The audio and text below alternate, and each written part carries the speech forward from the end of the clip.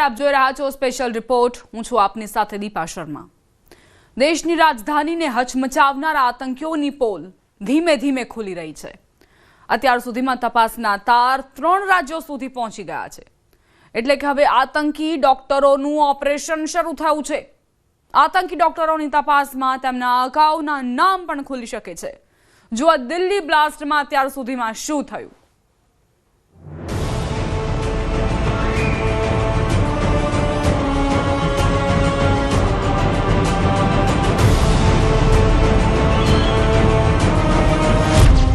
દેશના દિલ પર હુમલો.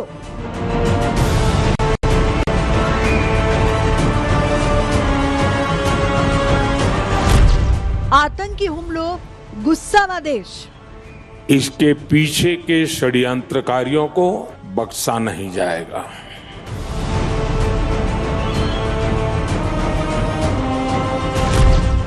દેશમાં હજુ કેટલા આતંકી?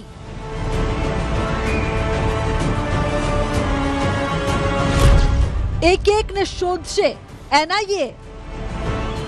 14 વર્ષ બાદ દેશનું દિલ અને દેશની રાજધાની દિલ્હી આતંકી હુમલાથી હચમચી ગઈ છે. સોમવારનો દિવસ સમગ્ર દેશ માટે ગોઝારો રહ્યો.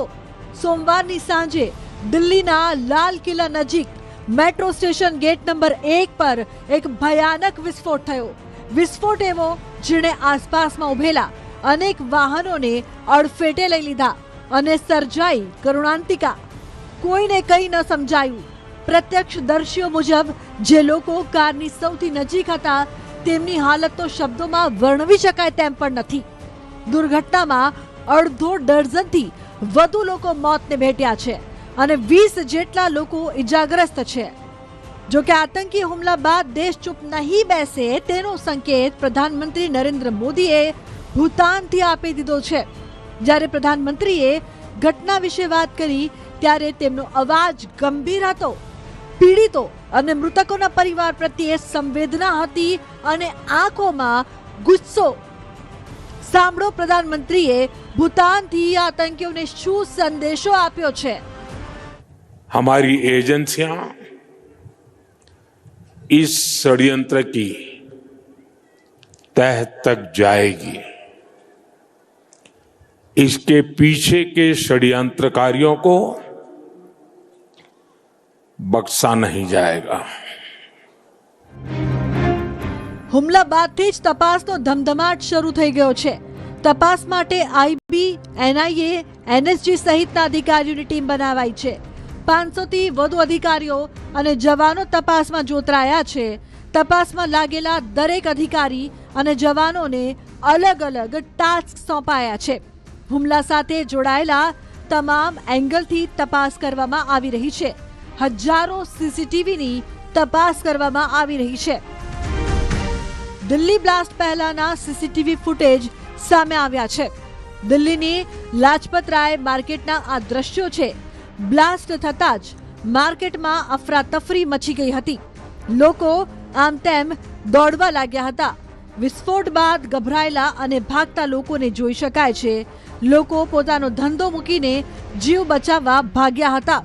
જ્યારે વિસ્ફોટ થાય છે ત્યારે ભૂકંપ આવ્યો હોય તેવો લોકોએ અનુભવ કર્યો હતો. આસપાસની બિલ્ડિંગ્સના કાચ પણ તૂટી ગયા હતા. બીજી તરફ દિલ્હી બ્લાસ્ટનું પુલવામા કનેક્શન સામે આવ્યું છે.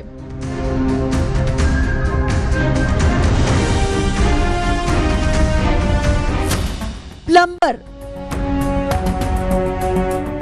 ડોક્ટર અને કાર.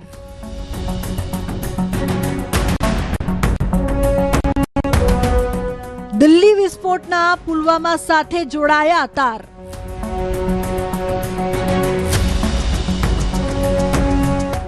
જેમ જેમ દિલ્હી હુમલાની તપાસ આગળ વધી રહી છે તેમાં સામે આવ્યું કે કેવી રીતે ફરીદાબાદથી દિલ્હી સુધી હુમલાનું ષડયંત્ર રચાયું. જમ્મુ કાશ્મીરના પુલવામા સાથે તો સીધા તાર જોડાયેલા હોવાનું સામે આવ્યું છે. દિલ્હીને જે i20 કારે દહેલાવ્યું તેને તારીખ નામના વ્યક્તિએ ખરીદી હતી. સૂત્રો મુજબ વિસ્ફોટના સમયે વિસ્ફોટ વખતે પુલવામા રહેતો ડોક્ટર ઉમર કાર ચલાવી રહ્યો હતો, જેણે આત્મઘાતી હુમલાની તૈયારી કરી રાખી હતી. એટલું જ નહીં, ડોક્ટર ઉમર કેટલાય દિવસોથી ફરાર હતો.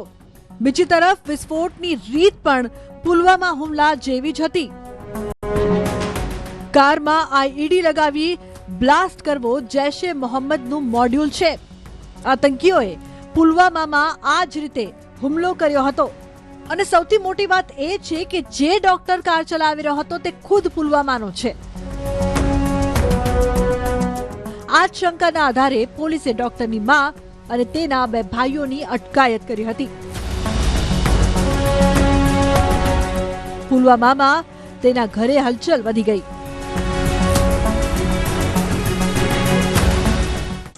नहीं, यहाँ उसने कोई गाड़ी नहीं ली थी. मैंने तो कभी देखी भी नहीं है उसके पास गाड़ी है. तो यहाँ कब आए थे? यहाँ तो पिछले दो महीनों से वो घर ही नहीं आया है. 2 महीने पहले आया था. मुज़म्मिल का नाम कैसे सुना आपने? वो यही का है ना. अच्छा, आप लोग बोलते हो ना उसके साथ मुज़म्मिल भी था, मैंने नाम सुना है बस. अच्छा, उससे ज़्यादा मैं कुछ नहीं जानती उसके बारे में भी और इसके बारे में भी. हम ज़्यादा पर्सनल लाइफ खंगालते नहीं हैं. वो अच्छा. बंदा खाली पढ़ाई करता था, उससे ज़्यादा कुछ नहीं. तो क्या कहेंगे इस बारे में आप? बेगुनाह लोगों की जान भी गई है इसमें. मैं क्या कह सकती हूँ, मुझे तो यकीन ही नहीं हो रहा है. मैं बस इतना कह सकती हूँ कि मुझे यकीन नहीं हो रहा है. એટલે કે જેમ જેમ તપાસ આગળ વધી તેમાં પુલવામાના તાર જોડાઈ ગયા. સૌથી મોટો પુરાવો i20 કારને માનવામાં આવ્યો, જેને ખરીદનારાઓનું પુલવામા કનેક્શન સામે આવ્યું. બ્લાસ્ટની ઘટનાને લઈને દિલ્હી પોલીસે યુએપીએ હેઠળ એફઆઈઆર નોંધી છે અને તે લોકોની અટકાયત કરી પૂછપરછ શરૂ કરી છે. દિલ્હી બ્લાસ્ટને લઈ ગૃહમંત્રી અમિત શાહે પણ બેઠક યોજી હતી. અમિત શાહના નિવાસસ્થાને બેઠક યોજાઈ હતી, જેમાં એનઆઈએ ચીફ, આઈબી ચીફ અને ગૃહ સચિવ પણ હાજર રહ્યા હતા. આમ હાલ તમામ વિભાગે સક્રિય થયા છે અને ઘટનાના તાર ક્યાં ક્યાં સુધી પહોંચ્યા છે તે દિશામાં તપાસ કરી રહ્યા છે. બીજી તરફ આતંકી હુમલાને લઈને દેશભરના સંવેદનશીલ વિસ્તારોમાં એલર્ટ અપાયું છે.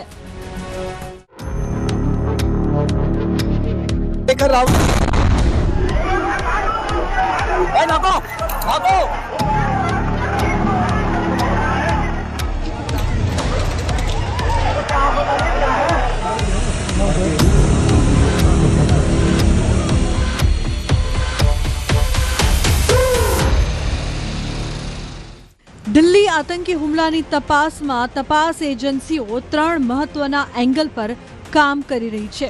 3 કલાક સુધી કાર પાર્કિંગ, અલ ફલા યુનિવર્સિટીનું નેટવર્ક, બ્લાસ્ટનો અનોખો ઇમ્પેક્ટ.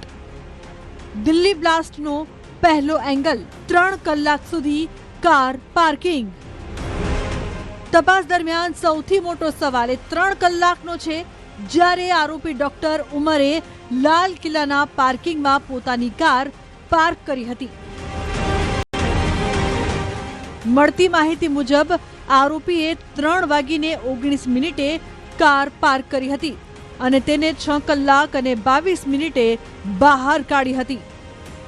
સવાલ એ છે કે આ 3 કલાકમાં ઉમર ક્યાં હતો?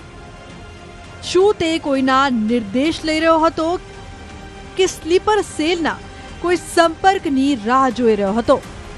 દિલ્હી બ્લાસ્ટનો બીજો એંગલ, અલ ફલા યુનિવર્સિટીનું નેટવર્ક. આતંકી હુમલાનો બીજો એંગલ જોડાયેલો છે ફરીદાબાદની અલ ફલા યુનિવર્સિટી સાથે.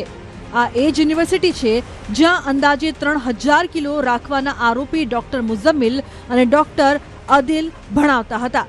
એટલે કે ડોક્ટરનું કનેક્શન આ બ્લાસ્ટ સાથે જોડાયેલું છે. શંકા એ છે કે ડોક્ટર મુઝમ્મિલે વિસ્ફોટકોની સપ્લાય કરી. સવાલ એ છે કે ડોક્ટરોના આ નેટવર્કમાં હજુ કેટલા અંડરગ્રાઉન્ડ છે? આટલી મોટી માત્રામાં વિસ્ફોટક ક્યાંથી આવ્યું? શું આ વિસ્ફોટક અલગ અલગ ખેપમાં આરોપી પાસે પહોંચાડાયું હતું? વિસ્ફોટક અને હથિયારો અહીં સુધી પહોંચાડનાર કોણ હતા? જે ટેલિગ્રામ ચેનલ સાથે આતંકીઓ જોડાયેલા છે તેના અન્ય સભ્યો કોણ છે અને આ ગ્રુપ ક્યારથી એક્ટિવ હતું? શું ડોક્ટર ઉમર, મુઝમ્મિલ અને આદિલે દિલ્હીની રેકી કરી હતી કે આના માટે નેટવર્કમાં કોઈ બીજું કામ કરી રહ્યું હતું?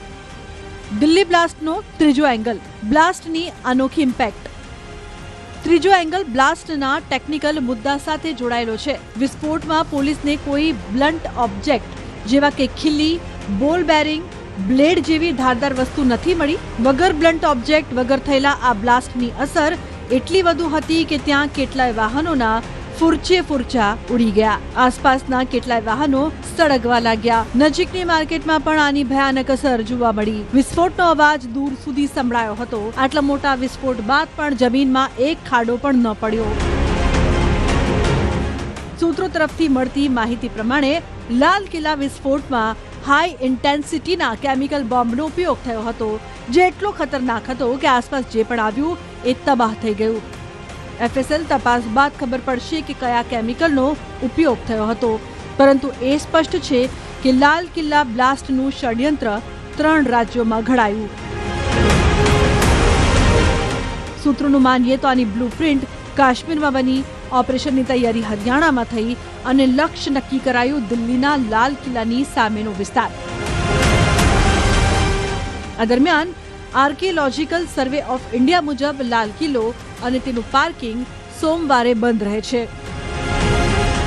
તો પછી સોમવારે લાલ કિલ્લાના પાર્કિંગના દરવાજા કેમ ખોલાયા?